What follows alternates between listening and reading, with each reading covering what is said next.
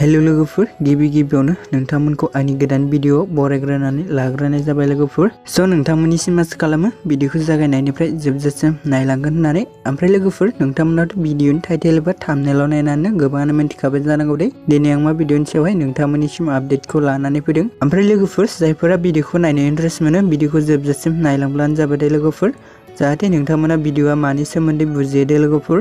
स' लोगोफोर जायफोरा दासिमबो जुदि चेनेलाव भिडिअखौ गोदानै नायगासिनो दं अब्ला नोंथांमोना चेनेलखौ साबस्क्राइब खालामना लाबानो जाबाय दे लोगोफोर।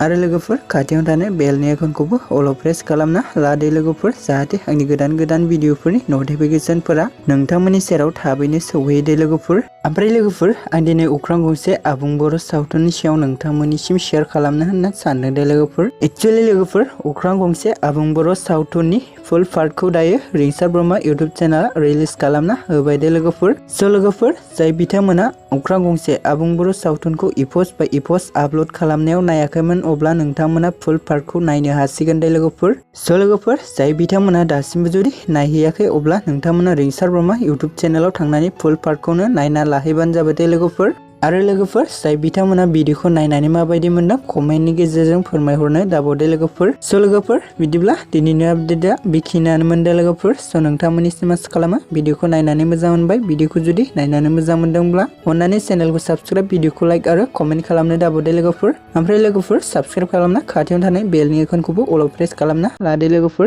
जाहाथे आं भिडिअ आपल'ड खालामोब्ला नोंथांमोना गोदान नटिफिकेशनफोरखौ थाबैनो मोनहैयो दे लोगोफोर।